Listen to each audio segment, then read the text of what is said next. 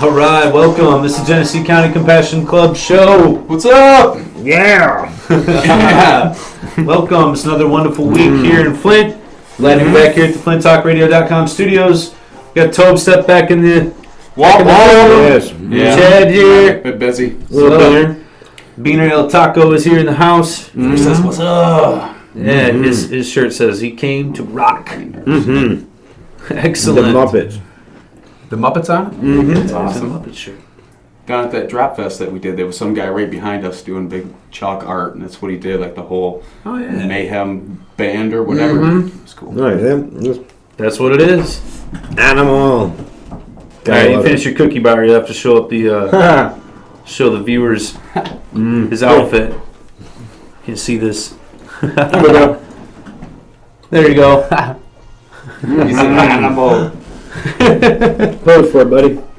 Yeah. All right. There's- So what's new, guys? It's beautiful today, man. Like the weather lately has been fooling me. I get up and it's freezing. I expect it to be freezing all day, but it's not.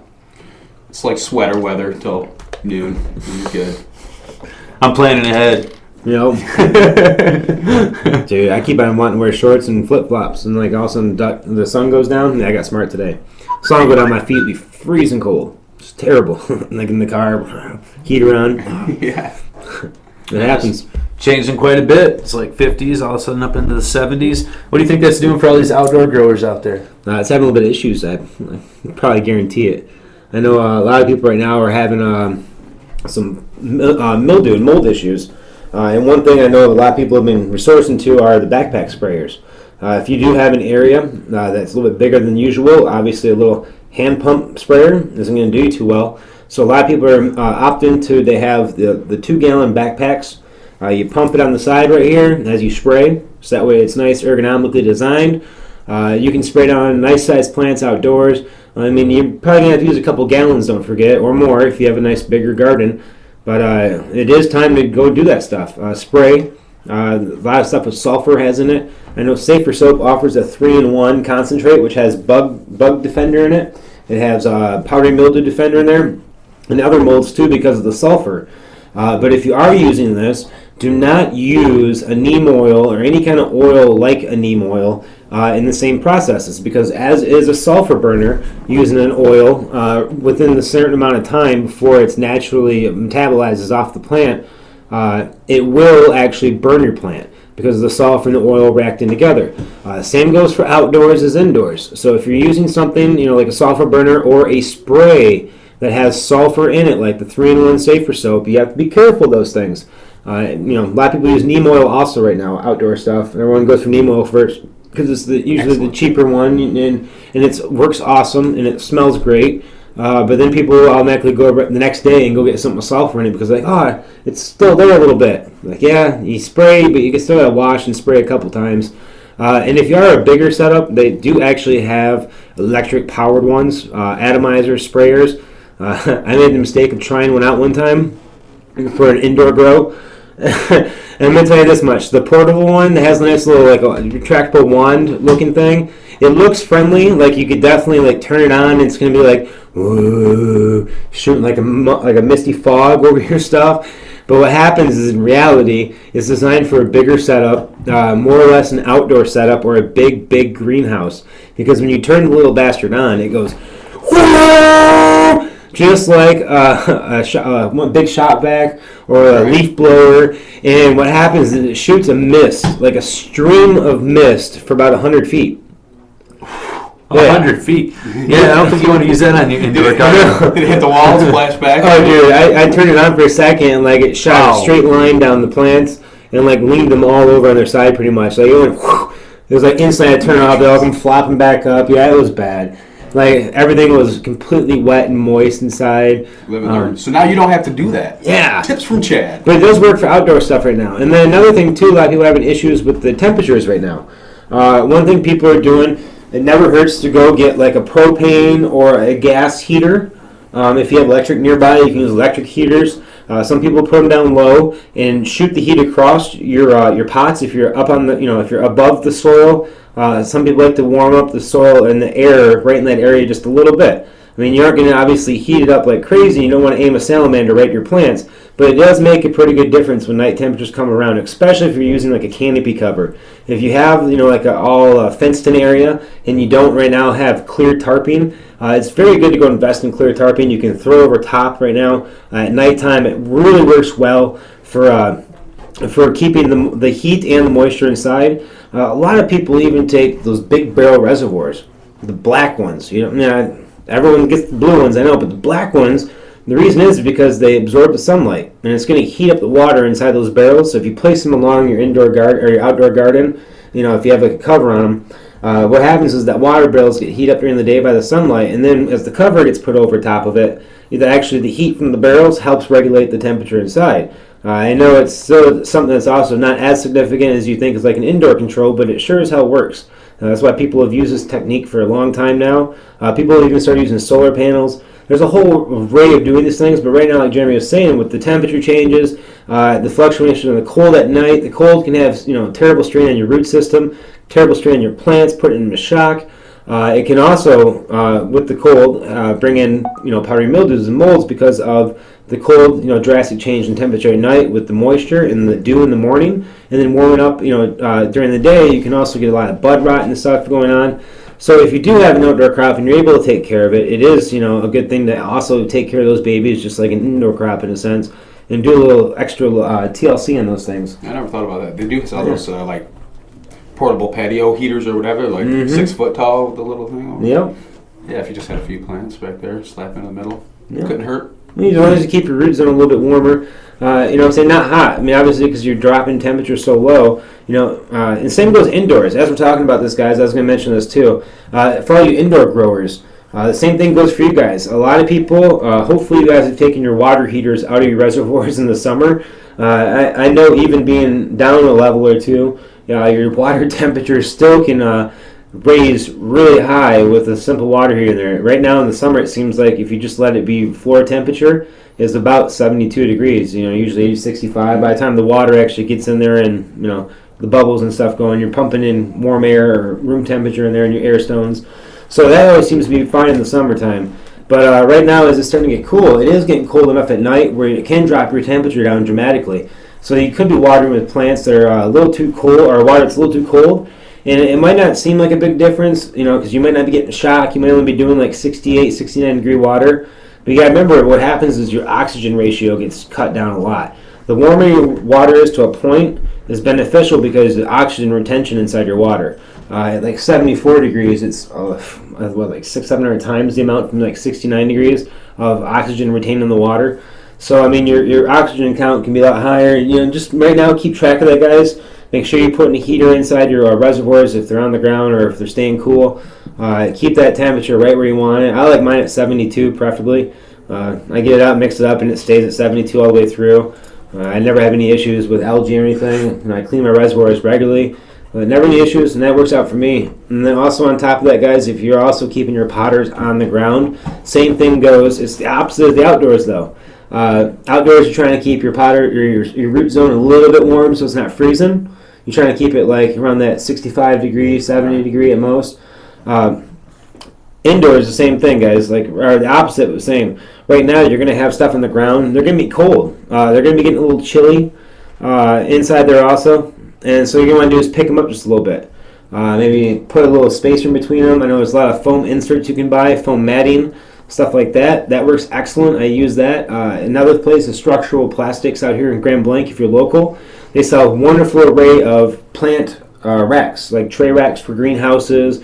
I think like Myers and Walmart's are some of their bigger accounts. So if you've ever been to any of those places, you'll actually see all of their plastic supplies out and about with all the plants you buy in them. Yeah, like if you go to the gas station at Speedway or something and you see those racks outside, they're like black plastic. They'll have like antifreeze or salt on them. They're the same thing. Yep, and they're really affordable. And the cool thing is they're all made with standard PVC piping for the legs.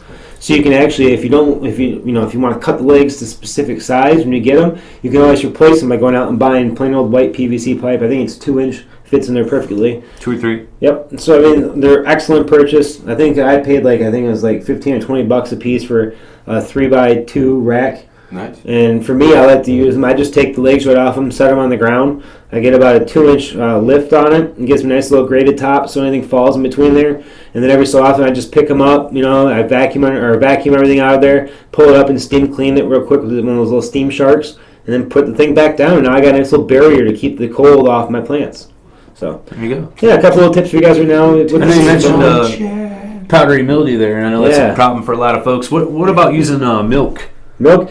I've heard of milk quite a bit of times. Should it be vitamin D or skim? I heard, from what I understand, it's supposed to be regular old good plain whole milk. Whole milk? Yes. Right. Whole milk. And the reason for this is because the pH change and some of the bacteria in it. But even then, the bacteria part, what I find out is, I haven't done my full research, but I've done enough where I think that used to work better when you actually had natural milk coming off the farm, because you still have more goodness in it. Now they actually cook everything off pretty much when you get your milk. Pasteurized. Yeah, pasteurized. So, realistically, for me, I like to use... Manonized. Yeah. Fortified. You guys ever use nitrozyme? I have. Nitrozyme is a great marine algae. Marine algae also help counteract powdery mildew. So what I like to do is take a nitrozyme and a fossil fuel or a humic acid and put them both in a sprayer. And then I like to raise my pH up to above 8.5 to 9. And what I do with that, anything above 8.5 is also going to kill powdery mildew. It's making your water more alkaline. You're spraying on the outside. It's completely fine. You don't want to water your plant with it in the root zone. But for spraying on the outside, 8.5 is fine. I've even sprayed full gardens at 10.5 just to test it. Never any issues. No hairs getting retracted from a pH variance on the outside. Because usually if you have a salt issue or anything, you see your calyx will start shrinking up. Or if you have any crazy sprays like Safer Soap, Safer Soap actually helps dehydrate. It does have a high pH of 10.5, but it also has a lot of fatty acids inside the Safer Soap, so that's why those red hairs retract a lot. So really the pH thing, just pH in your water, I find to be very beneficial and a little bit cleaner than milk. Yeah. Right on. Yeah. Well, I was just concerned. With people, obviously, right now, they're getting into that later stage of flowering, and their product's almost done. So they probably want to be real selective as to what they're spraying on their plants, if anything at all. Obviously, bud rot is a concern with having your dew and so on be a factor outdoors. But, clearly, you don't want to have any type of residue left over on your plant matter, or your patient's medication. They don't want anything but the bud. So a Safer Soap, I know that they recommend that. What is it, a week before harvest? Actually, is safe, Safer Soap, it says up to a day or so. As long as I like to wash. We want to wash it off afterwards. Yeah. Okay. Anytime you spray anything on your plant, I recommend that before you harvest, you wash. That's just me. And by washing, we're not putting it in the Maytag. No. What I do is I take another spray bottle. I keep a separate sprayer, like a pump sprayer for this. That way it's always the same spray inside. That way there's never any residue of any oils or anything left inside it. Even though you clean really well, those hoses are hard to clean inside of. So you might clean the inside of a pump out. Those hoses still stay dirty. The sprayers stay dirty. Once you've used neem oil in your sprayer, you're always going to use neem oil.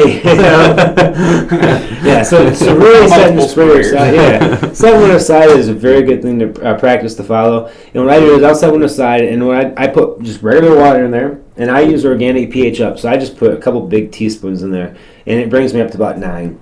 And what I do with that then is I'll bring my plants out, and I'll spray them down, I'll wash them down, put a real fine mist, and just get up on everything, under the tops and the buds, the leaves. Just get a nice little wash going, let it all drip off. And then I put a few fans on it at the same time once I'm done spraying. So that way I know for sure that it's going to be dried right away. If you keep light on it, not high intensity light, but if you keep normal household lights and stuff on and not put in the dark, it will dry a bit faster because the plant's still in a awake state. So it is going to perspire a little bit too. So it's going to help naturally dry itself also at the same time. So the fan really helps keeping it going. I've never had issue with getting rot. I've never had issues with from spraying a plant and I get mold from that or bud rot or any of that. Never ever, knock on wood. And I do this every time. I spray the wash for many reasons. For the fact of molds, preventative, anything you might have. Say you're mixing up some dirt, right? Good old dirt, Pro Mix and Perlite. You're mixing adding a little extra. There's, a lot of people don't realize this. You can get fungal meningitis a lot from dirt. just from being close to dirt without having a respirator on. So you get dirt and perlite mixed up in the air. In most people's rooms, you're switching between rooms. You get some on your shirts. You're going in there. You got budded plants. You're getting dust and residue on your buds.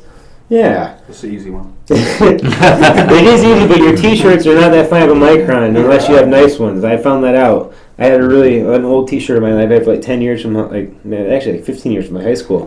And this thing is so tore up and so holy that I was trying that one day. I'm like, I started coughing. I still got a chunk of something. Yeah. But highly recommend washing your plants, not just for molds, but for cleanliness, for getting everything off your plants. And I do that with just plain water, raise the pH up to 8.5 to 10.0, and I spray, like I said, I put fans on, and then after they're dry, about a couple hours, they get processed and trimmed. The reason for that, like I said, is I like clean bubble hash, I like clean medibles, I like clean smoke, I like clean scissor hash. And to have all that, you got to have clean product that you're working with.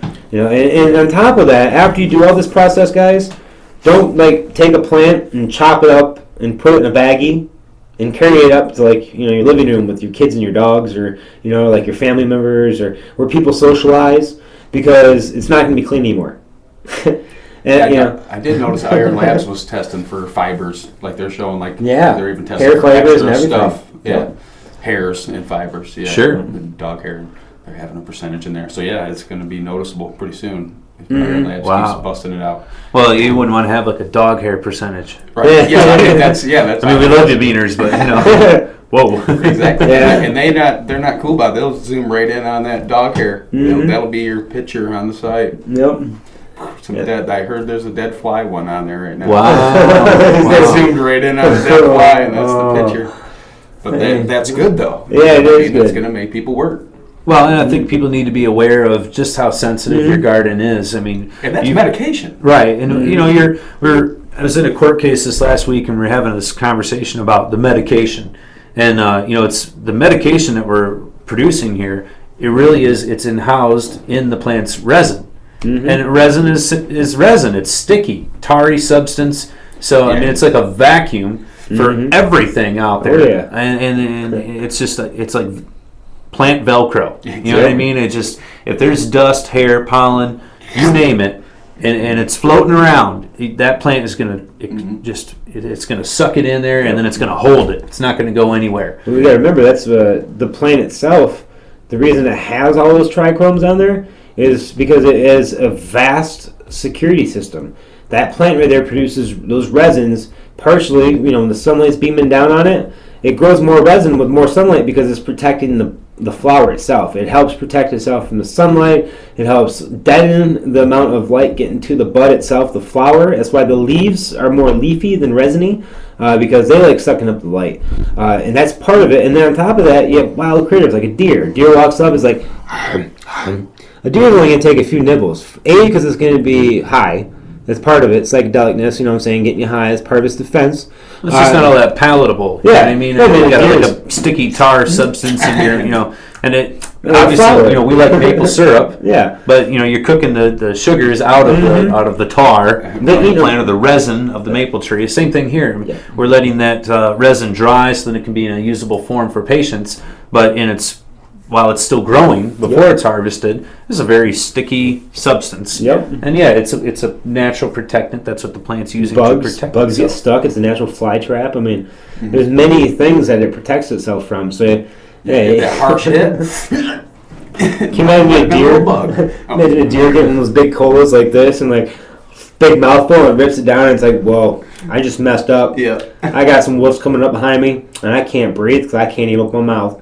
Wow, and I'm getting high. That deer's never going to grab that plant again. You know what I'm saying? It's self-defense. Gotta love it. And that's why it's still around thousands of years later. But it makes you wonder, though, too. Okay, there's, they just said, I was watching a big article, not big articles. Watching a big article. That was... I watched it like this. Wow, look at that. I can read so fast. It was a show on nature, on the Discovery Channel, or history. It was Discovery. It was talking about how animals and nature itself, the woods and everything, all run in a system where it's normal to have fires. To have a system where things thrive and then a fire comes through and brushes down part of the woods. Certain It's almost trees necessary in some parts. Well, certain trees will only release their seeds if there's a fire. Gotcha. Like those at the spruces. The jack pines do. What is it? Jack pine trees. Jack Like, pine up trees. in, Yeah. that's Like where the their rubber is. acorns will fall every year unless a fire is around to open them up, and then they float down. The seeds will float out of the pine cones, and it'll actually start new trees. And then Interesting. yeah, so I was wondering, since plants are rigged to have cannabinoid sensors and everything, and that's all part of the process, I wonder if that's like God's gift to animals. It's like, all right, while you guys are running from this fire, we're going to make sure all of my natural plants get caught on fire for you too, and you guys are going to have one good time. Well, maybe it makes them extra paranoid, and so they run faster, you know? And then they get to like, the clearing, and they're like, woo! Oh, man, that was exhilarating. Man, I'm normally mad right now, but I'm so high, I'm happy. Let's go find a new home. I'll build another one tomorrow. There's a new cave right there. Thank goodness. You know, it's part of the natural selective system, right? I guess so. The circle of life. That way. Fire is natural, I guess. Well, it just blew my mind to find out that like Mother Nature kind of plans that it has to have a fire to clear out parts of the woods every once in a while. It's part of nature, like, and they just happen. Like, it's not like, you know, the forest fires do have from people smoking and stuff, but like fires happen. Like Certain seeds have to pass through the digestive tract of an animal to get scarred, so that shell is permeated, so they can, when they land in soil, they can actually take root too. Yeah.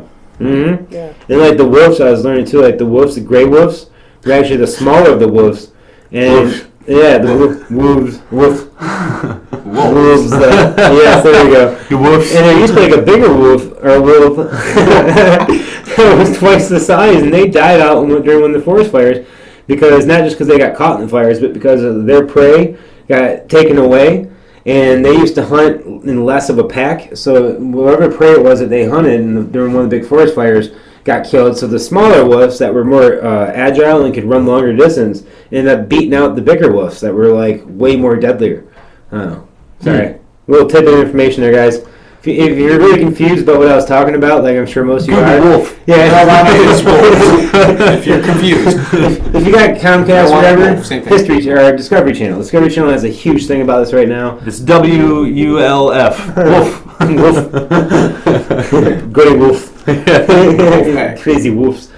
All right, now, sorry guys, but we got some club stuff too, I guess. Yeah. Yeah. I know we just had Adopt the Highway. That was awesome. Yeah, it was awesome. I'm glad there was a turnout. Yeah, it was a good turnout, and thank you very much to everyone, all of our members that showed up. Yeah, contributed. Thanks to Chelsea for helping out. Extra special help there, and Chad as well. I had so much good food. Well, extra special. Thank you to everyone. Thank you for all the food that was brought. Will and Michelle tore it up with some baked beans. I just can't get over how good those beans were. That's amazing. They're so good. Oh my goodness! But everybody, really chipped in, helped out. Like I said, we had a potluck afterwards. We had enough food to feed an army, but it really was awesome. I think Chelsea had counted up 44 bags of refuse on the Dirt Highway. Wow. And I know we had another pile of bags out on M13, so we were able to clean both locations. And man, it was that's 2 and plus 2. That's almost 4.5 miles of cleanup. Yeah. I know when I went to go grab trash bags, the lady's like, "You need a box?" And I'm like, "I'll take 3 boxes." And she goes, look at me all funny, like, "Well, we got 2 roads, big roads." And she's like, "Wow." Like, very impressed by that. Yeah. So if you guys are interested in helping out with that kind of stuff, we'd love to have you guys come help out. You don't have to be a card holder. We do the educational side, so if you want to bring family members, friends, they can hang out on the other side of the club for a moment. We only hang out for like a half hour. We eat donuts and coffee and just talk about the strategic plans we're going to take up attacking the dirt. So we get out there and we do that. We came back, like Jeremy was saying, we had amazing food. I've never ever liked meatloaf. And I'm very hesitant to ever eat meatloaf, but I'm not going to lie. I tried this meatloaf only because it looked like pinkish on the inside, like it was actually cooked yummy. Beautifully. Yes. So I tried some, and that is the first meatloaf I probably have ever actually enjoyed. Like, I always thought meatloaf was like what your parents made because they just had to feed you, and they weren't really planning on feeding you today. It could be one thing. Yes. But it was awesome, actually. That was like good meatloaf. Oh, yeah. Yeah. I was impressed. Baked chicken. Had some kind of chicken salad. Oh, ice cream salad sundae too. I had the leftovers, and there was enough to feed an army, 2 armies, because we had 2 days. That's right. Ice cream sundaes. Yeah, that was ice awesome. cream sundae bar. I won't forget Darcy's cookies. Oh yeah. Oh, dude. Had G3C cake. Yeah, and if you guys don't know about Darcy's Cookies yet, that will right there is a reason to come to Adopt a Highway. Like straight up, like they're the best cookies, better than any cookie you'll ever get at the mall. Even Zingerman's. I have put down Zingerman's chocolate chip cookies. She should have a little kiosk in the mall. Just Darcy's Cookies. That's it. Just chocolate chip cookies. No. Just keep bringing them into the club. Okay, strike that. Dude, club cookies. There's not enough for everybody. Sorry. We can flash freeze them and ship them overnight to business meetings around the world. So Donald Trump, or anyone, if you're listening and you're a big power mover, you've got things shaking and moving, you got to impress some people. Screw all those the fruit decorations and stuff. You need some Mrs. D's cookies. You get some of those, I guarantee you're going to be the talk of the town. You're going to have that business deal slam dunked within a matter of minutes. They're super delicious. Yes. They'll want a sign just to get back to more cookies. Like if any cookie was comparable to crack, these would be it. Because you eat one and you're fighting over the rest of them. You're like, no, those are my cookies. And someone will come up and like sneak one. You'll turn around and have to like, that was my cookie. Drop it. It was bad. Me and Will were fighting over the last of the cookies. They were. Like I went and grabbed the whole tray of them. I went and ran and hit it with him. I was like, I was bag of them up for me and Val. And he's like, oh no. He comes up, sneak up behind me, grabs them, and he's like, gone. And he's like, got the whole tray, hiding down. Like, I ain't gonna mess with Will. Oh, and lemon meringue pie. Yeah, that too. Yeah, I Awesome. forget about the pie. Pieces of that. Well, thanks again to all of our members that came out on the Adopt a Highway. That was our final one for the season. Yes, next year we'll be back. Been doing this 4 years now, I think. Yeah. And, So if you're driving down Door Highway, quit throwing stuff out. It's the last time until next year. There's a lot of stuff out there too. If you throw something out in Dirt Highway, you know who you are. That's all I gotta say. Because there was some stuff out there that should never ever made it out anyone's car window. I'll tell you that much. There were some people who like pulled up in a pickup truck and just started dumping their trash. Oh yeah, it happens. But, like for real, like, there's dumps like all around you. Like literally, there's dumps all around Flint. Like all you have to do is go there and dump the stuff. And the highway is not the dump. No, it's not. Yeah. I mean, like, literally, one of the big spots was like right across the street from the recycling center. Yeah. Unfortunately. It's like, oh, it wasn't. That's probably why, because it wasn't metal. So I come back out with it and like, oh. I'm sure he gets flying out of the back of the truck and all that, you know. Yeah, kicking it out. Trying to get scrap weight for it, and they got caught. Oh man, now they got to take out 50 pounds of garbage. That's vinyl. That's vinyl. Oh yeah, but we'll be back. It's aluminum. We will be back with the Adopt the Highway next year though, and we will be doing the soup kitchen still, guys, all through the year right now, through the winter, the fall. We do it every month now. I know we had this last month off. Sign-up sheets are on the club, so if you're interested, it is toward, I think it's the last Saturday of October we're going with this time. I will let you know for sure the date of it coming up, but sign up for it. It is on the sign-up sheet, I think, at Greg's. Go to gregjoslin.com or Greg Joselberg. Check him out, or the security desk. You can actually sign up right there. We have a lot of fun with that, too. I don't know if you guys knew it, but we actually received an award last year for being some pretty cool volunteer people. They were like, man, you guys are so cool that we gotta give you an award. And we were like, all right, since you guys are so cool, we'll accept a cool award. So that's what we did last year. But if you want to be part of it this year, you know, and help us maybe get another award, or at least help go there and have the award of our self-personal giving, and seeing that these people are so moved by us. And every time we go there, we have such a good turnout. We have all the people that work at the soup kitchen and all the people that come to the soup kitchen, they're regulars. They all recognize us, and they all love it because we all like to have fun with them. You know, we like to make sure they're well fed. We like to hook them up with an extra cookie or two. It's getting colder too, so it's going to be a little bit more appreciated than hot meals. Oh, it really is too, especially if we start making some pizza again. Yes. Yeah, they still talk about that pizza. Yeah, the pizza was amazing. Legendary. Well, sign up if you can. We need some volunteers for that. We'll have to get the hockey team down there. Maybe so. Yeah, maybe we'll talk to the captain of the Puckers and see if we can do a collaboration. We'll get like the Puckers down there one day, the whole team, and we can have a little like, you know. Yeah. Yeah, we'll have. What would you eat if you were playing hockey for like? What do hockey players eat? Chili. Yeah, chili or Canadian pancakes with syrup. Canadian bacon. Yeah, and syrup. There we go. Pancakes, bacon, and syrup. Yeah. There we go. Chicken and waffle. All right, Jamie. Well, what do you got? Anything political for us, man? I don't have some. There is a little bit of political news out there. Different stuff going around the country. I know the recent most local news was that the city of Flint, had once again delayed their medical marijuana dispensary ordinance. They have decided not to pass anything yet. And it looks like the debate right now is in the language on the bill. They were debating on whether or not how far dispensaries should be regulated to be away from schools, parks, places like churches and so forth. Currently, the language was 1,000 feet, and I guess the city council was concerned that that might be too far and just might eliminate, the possibilities of, any place being available because of the, it is. If you look in the city of Flint, there's quite a few churches and schools throughout the city, and so just geographically, it can be one of those things that could be tough to accomplish. So we're looking at lessening that distance down to potentially 500 feet instead of 1,000.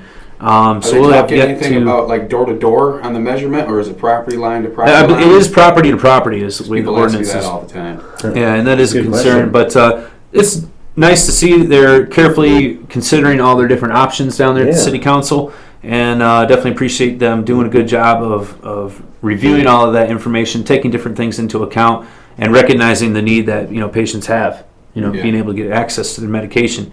We're seeing a lot of patients in other areas of the state that don't have regulated centers, really just having to go without medication. They're unable to find caregivers. They're unable to find a place to go to get medication. They've gone through the process of getting licensed, going to the doctor, getting registered with the state, and then turn back around and find out, well, there's no one there or no one around to help me. Right. And this seems to be a common problem in a lot of areas outside of current Genesee County and other few places in the state. But it's nice to see that Flint is recognizing that these places do have a legitimate reason to exist and are allowing them to do so. Yeah, they could easily just sign something and just forget about it, and then screw everybody. Well, there's different areas of the state clearly that have come forth and said, that they don't feel that these places have the right to exist. Right. And, clearly the law allows for people to be able to get their medication. And there has to be a viable way to be able to do that inside the current law.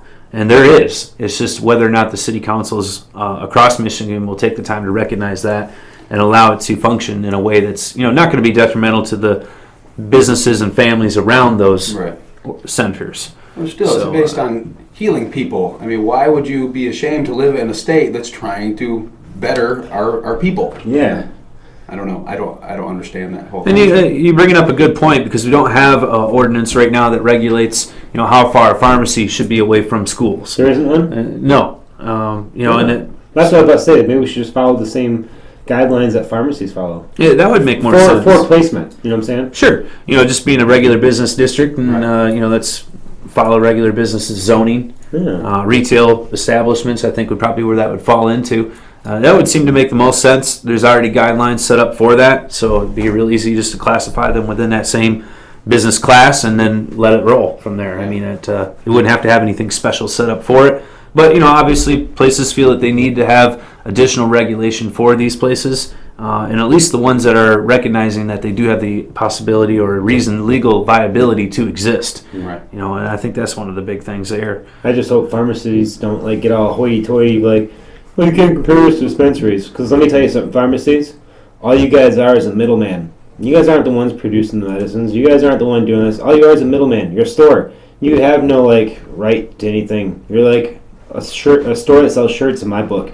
I mean, really, that's all they are is a middleman to pills. So really, if they get all, I've heard before they got hoity-toity about not wanting to be compared to dispensaries and zoning and stuff. But really, like I said, most of you pharmacies, where are you guys? You're a Walgreens or CVS. I mean, look at yourselves. You guys sell candy and makeup and all sorts of junk. You guys aren't even really a doctoral place or anything to do with medicine, besides that you guys sell Band-Aids and just bottles of pills that you got from someone that actually produces them. Yeah, you're right. So, they're not there to care. They're there to provide a service. They just act like they're the doctor's office or something when it comes down to whoa, we're a pharmacy. We deal with medicine. Really, all you are is a sales front. I mean, you sell medicine from someone else that actually made them and does the research and everything. You don't do anything. You probably have all your technicians go to school for a year maximum. Your pharmacist, you go to school for a little bit. You're not a doctor. Actually, I just wish people would drop that. Actually, a pharmacist actually saved my mom's life, though, because the doctor prescribed drugs for her, And he just went through her list because he had all her files there, and he says, "You can't take this, Marianne. If you do, you'll be dead." And the doctor has all her files. So a couple of times I know of my mom in that one instance, and other people. So that I'll defend the pharmacists. They probably know more about medicine than doctors do because there's so many. That's the pharmacist, though. The one that actually has got the doctor. You know what I'm saying? Went to school. But I'm talking about pharmacies, like the people that own these places. Yeah, they're getting corporations. really about dispensaries in other states and stuff.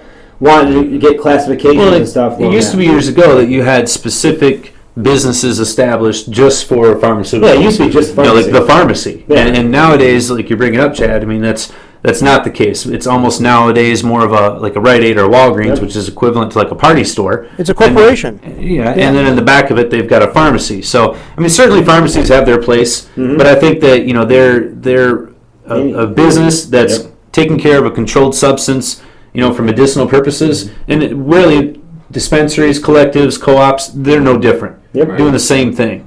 And so I think you're bringing up a point there that, people do need to take a look at, these centers that we're talking about for medical marijuana in the same light of, the way a pharmacy does operate nowadays. Look Like, at now people- you mention that. When people come out of those pharmacies, they got water there or something, so they buy water, they come out to their car, they take their prescriptions, codeine, Percocet, Darvon, or whatever, So they're going to be much more dangerous coming out of those places than they would at a dispensary. Well, and it's just a perception, that people have this perception that marijuana is different, is somehow should be treated differently, and it's not. I mean, it's the same type of a thing. People are using this as a medication for their ailments, and it should be treated the same as any other medication out there. At least. Yeah, it's it funny. should be. Now that you mention that about the pharmacists, or the pharmacies, I remember as a little kid, I actually used to go to a pharmacy downtown. They actually had one, and it's not there anymore because it was a pharmacy where the guy there was a pharmacist, and he was cool, and like he'd help you out. He was like going to like John was saying, he was educated,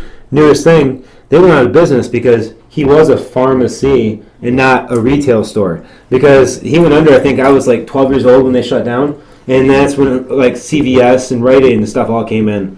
You know what I'm saying? Where it's now like a grocery store. I bet you there's more drug interactions, more drug deaths coming about after corporations took over than when it was run by a small organization like O'Connor's Drugstore up here used to be on Dakota and Franklin. Because they did care, but they knew you. They knew what your ailments were. They taught you. You sat there, waited around for a prescription to be filled. They got a chance to talk to you. You don't see that happening too much in these bigger stores. We have to go to a holistic center. Now you get that kind of treatment there. Well, and I think it's just a progression of society.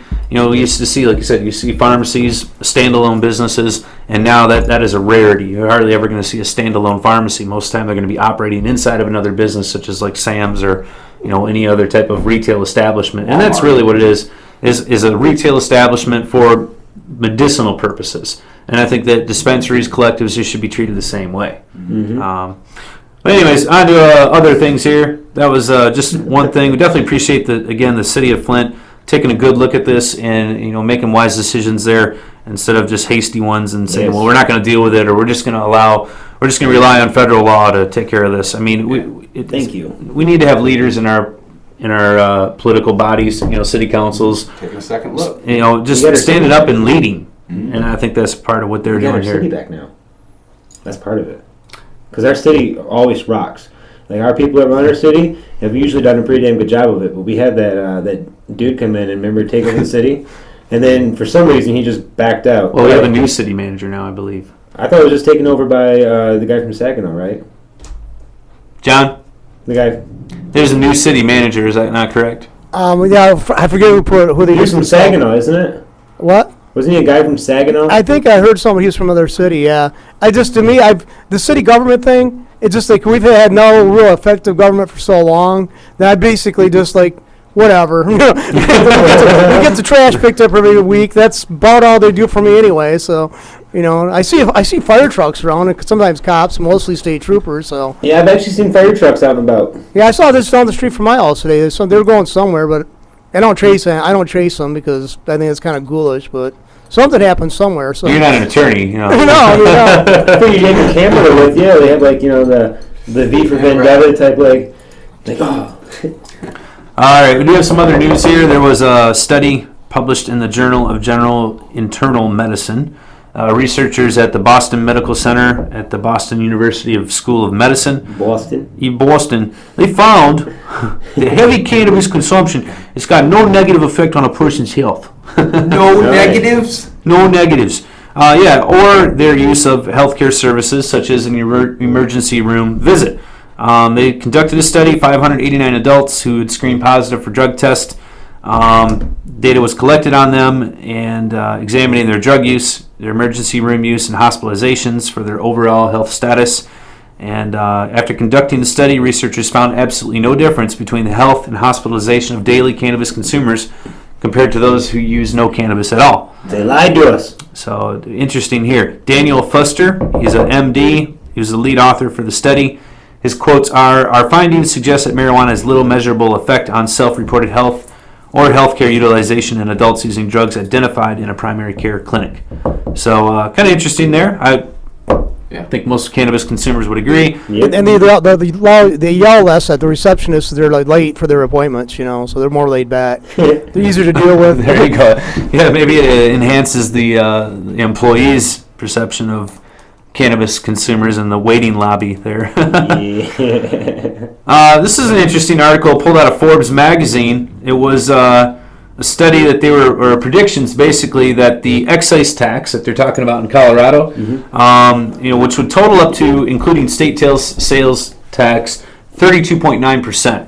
So pretty hefty tax they're considering out there in Colorado. And Colorado, of course, being one of those states that just recently legalized cannabis. Yes. Now, the tax hasn't been set in stone yet, but if it were to be set in stone, 32.9%, what they're looking at, estimated tax revenue in 2014 of $130 million. Whoa. So quite a bit of revenue. Now, the article went on to say that because of the additional costs associated with regulating this as for Colorado users, that it may not be even enough money to cover the added regulation, the public health mandates, added law enforcement initiatives, public health initiatives.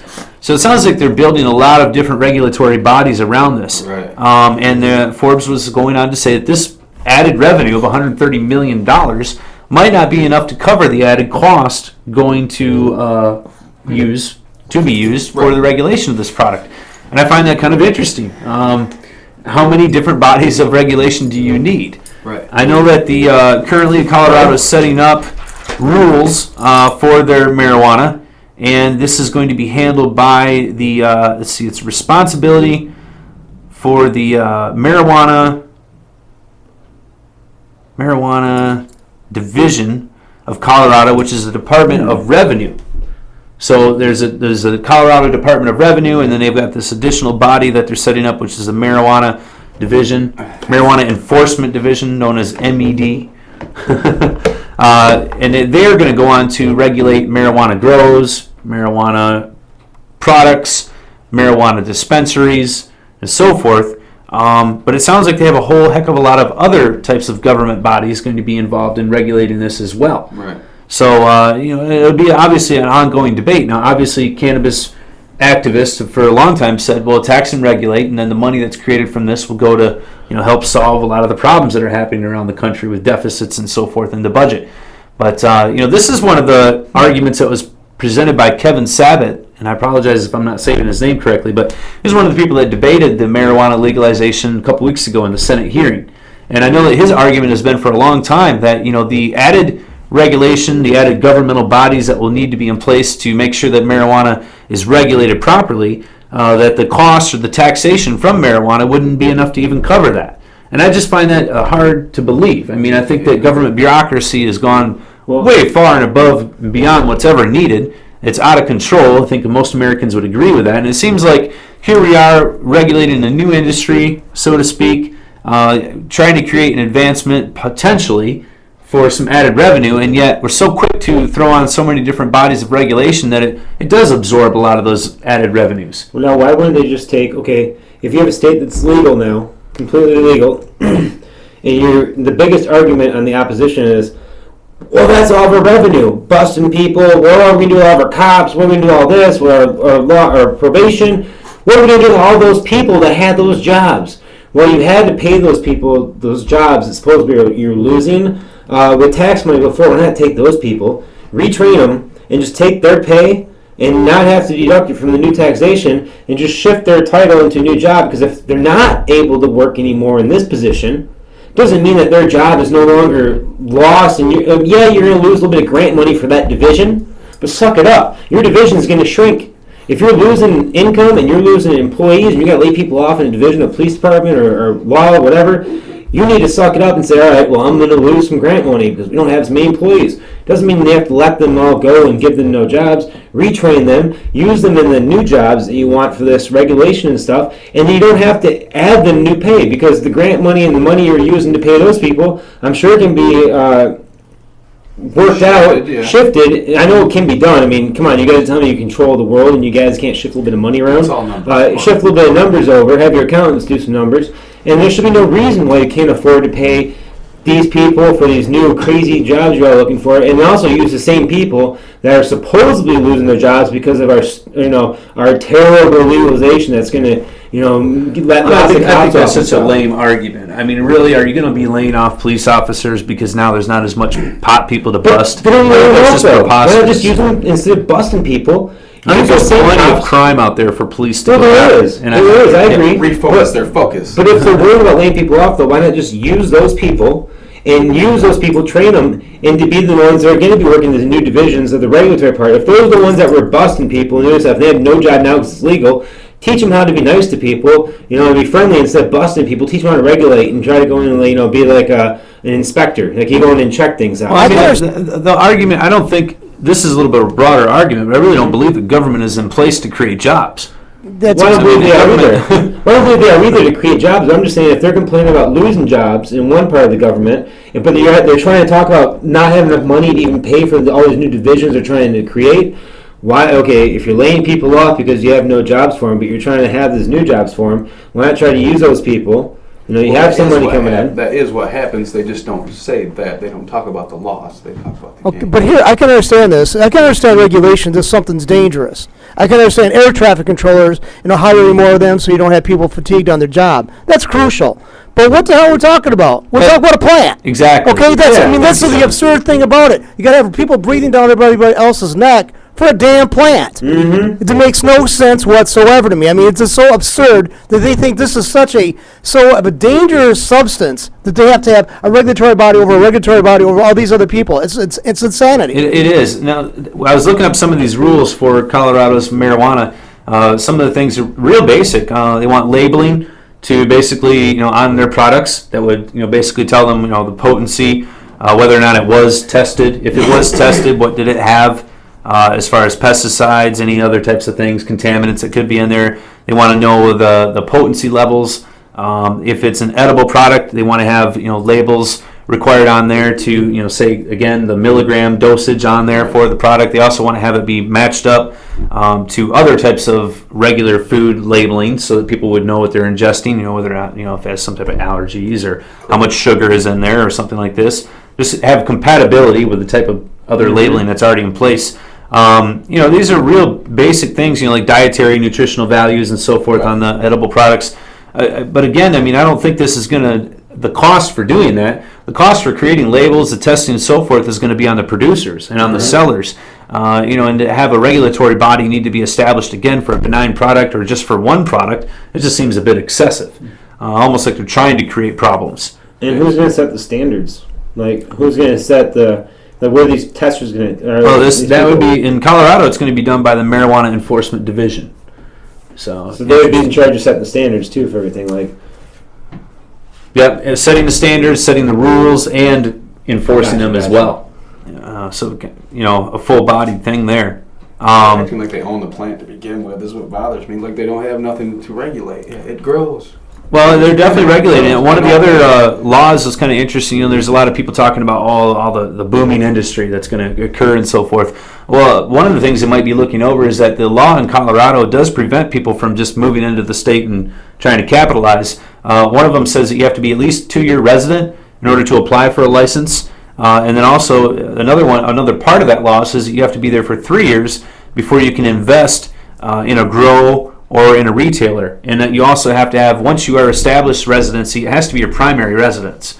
So they are trying to keep it in-state as far as the investors or the people that are in the industry, and trying to keep it from just blowing up, so to speak. Look at that's a stricter requirement than the requirement for people running for Senate. Hillary Clinton moves into New York State just so she can run for a senator position there. She never lived there before. So I mean, look, you guys are actually they're policing themselves more than the damn politicians that are always clamoring to more control. Well, that doesn't really surprise me. But I'm just saying it's just absurd because keep in mind all these people. I have had people say they want regulation. I went, okay, it's regulated. How much more regulation you want over a plant? That's it. I mean, just keep that in mind. I mean, it's not some chemical that's going to explode or kill people. It's a plant. Yeah, might as well regulate water. Let's start a bunch of people, They do that. A bunch of committees. You pay for it. You pay for water 4 times over, don't forget. You pay for water at your house. You might not realize that you pay for your own water. I mean, I forget sometimes. I forget sometimes I pay He pays for water.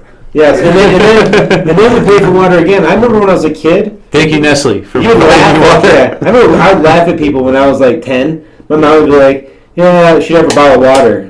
She used to run modeling stuff, so they all had bottles of water, and she would not like this kind of like actual bottles they filled up at home and would bring with them. And I remember she laughed, like, "Yeah, I can't believe that you would actually spend like $2 on a bottle of water back then." And I used to think it was stupid too. But then as I got older, I'm buying $5, $10 of water a day, absolutely stupid. You bought into it, man. Yeah, I'm about to quit buying water, from what I hear. Why do I pay for water? Yeah. All right, let's move on to something else here. And interesting study here I saw from the British Journal of Pharmacology. And this was on human skin cells. Skin cells. Sales. Skin Cells. Selling skin. Yeah, skin cells. This was a note here cannabinoids CBD, CBG, and CBV were shown to stop DNA activity that underlies skin cancer and allergies. Nice. So kind of very interesting there. We know that the CBD, CBG, and CBV are all just degraded forms of THC, and so very interesting. They're not known to cause psychoactive activity. They're broken down versions of the THC, like I was mentioning there, but interesting note there. There's quite a few different studies I found this week. The National Cancer Institute had done a study on rats and shown that it may have protective effect against the development of certain tumors, and it also may appear to kill certain tumor cells. Yes. Obviously, cancerous tumors is what we're talking about here. So very interesting there. All right, back to some of the other states. Illinois, our state to the south, just recently approved medical marijuana. Looks like they're getting some laws and regulations in place. One of those lists out here, 60 different dispensaries across the state, one in each police state district. 22 different cultivation sites to be licensed, up to 22. Patients would be allowed to have 2.5 ounces up to every 2 weeks. And they're looking at a tax of 1%. It's kind of interesting. Wow. And then growers and dispensaries would be taxed at 7%. Still, they're not being greedy. Well, and this would be in addition to the state sales tax. Okay. So the product itself have a 1% tax. Growers and dispensaries have another 7% tax. So it does add up after a while. Tax on top of that. Yeah. Correct. Illinois would be the 20th state to enact medical marijuana. So good for Illinois, and it looks like they're definitely getting their program together. Said it would take up to 2-3 years to get their dispensaries up and running. And obviously they just passed their law, so this is all brand new stuff. A plan. That's good. Yeah. Exactly. Pressure's on Ohio. Yeah. Actually, it looks like West Virginia might be beating Ohio to the punch. They've got a joint committee hearing in their Senate. And they'll be talking on next Wednesday about medical marijuana and how it could be a potential for patients to be used, and maybe possibly creating some type of legislation in West Virginia here in the future. West Virginia? That's right. Yeah, that's good. That, they're starting to jump on the bandwagon. They don't want to miss out. Well, West Virginia's for a long time obviously been a huge labor state with their coal mining industry. So I'm certain that there's lots of folks out there that suffer from all types of physical ailments. Kind of similar to all our Michigan workers here in the auto industry. Certainly taking their scrapes and bruises from the job, and having alternative pain relief is obviously paramount. One of the interesting things I wanted to point out was going back to Illinois is they have quite the long list. Where is that? Illinois. Of patient ailments that qualify. What? You don't say Illinois? You say Illinois. Who does? I was like, huh? Illinois. Illinois. You got it right that time. S is silent. It's French. It's French. If you go to their patient ailment list, the qualifying factors for patients, it's extensive. Parkinson's was on there, for example, and that's one of the ones that our panel here in Michigan just turned down. And then they had all of the ailments that we have here in Michigan, and then probably about another 10, 15 more.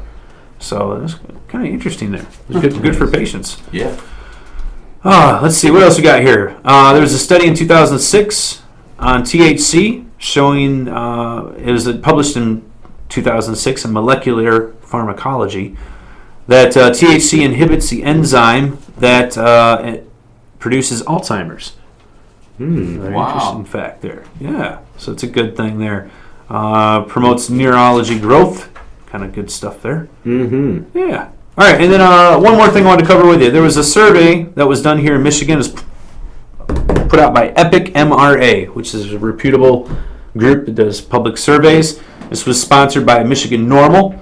And basically they're trying to get a little feedback here on Michiganders and their support for marijuana. And here's some of the numbers. 47% supported legalization, period. So almost 50%, almost half of the population I believe that's surveyed close. here. 67% expressed a desire to relax current marijuana laws. So, and we've seen that evidently put forth here in the cities that have already passed decriminalization measures.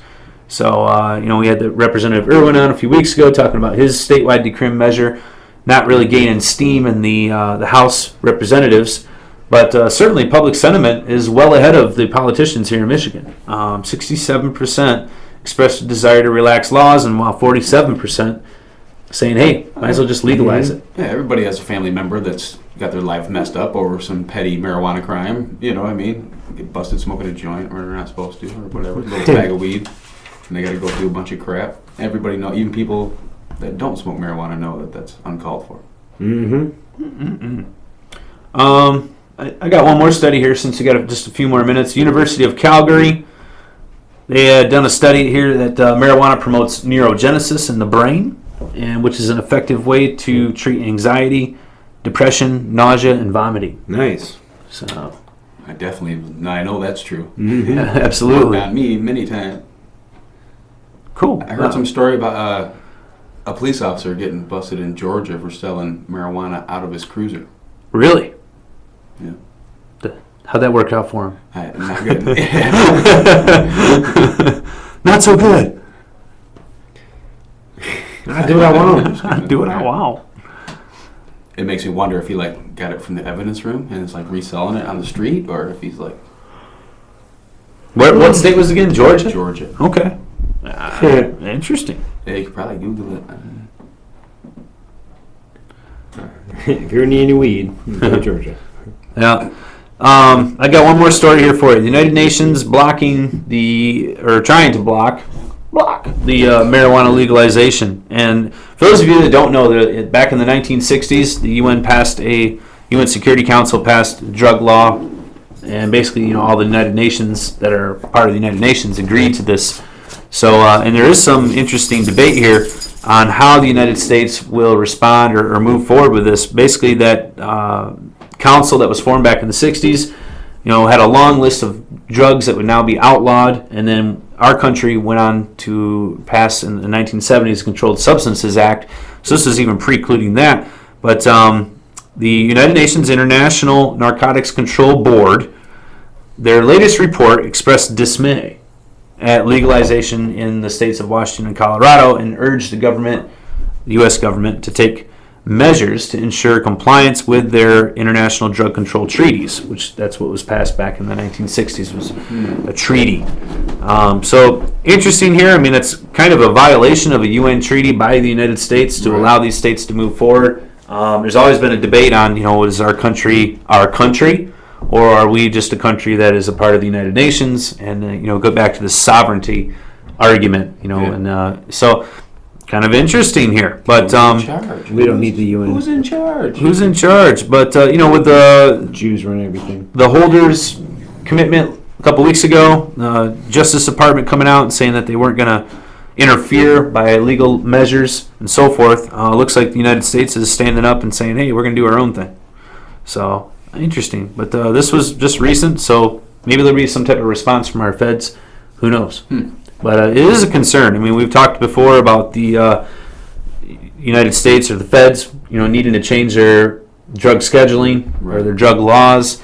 It does have its ties all the way back to the United Nations as well. And so we have to take that into consideration too. The UN. Well, that was right in the middle of the scare, too, the Reefer Madness days. Yeah. So. All right. I think that's about it. You guys got anything else to share this week? All right. Cool job. There, I got to share with you. He's got a yawn, I don't. No, I'll stretch. I'll say. All right, do some yoga. Everybody now, yoga. Yep. I don't know what yoga is. Plank it. Yes. Cool. All right, guys. Thanks for joining us this week on the Genesee County Compassion Club show here at the Flint Talk Radio Studios. We appreciate you being with us. John, thanks for being in the studios with us. Guys, thanks for being here. No problem. Beaners? Cheers. He's down there Jump chilling. ship. He's chilling. He is chilling. It's like we hit a wall. I'm tired. He's going. You guys have a good night.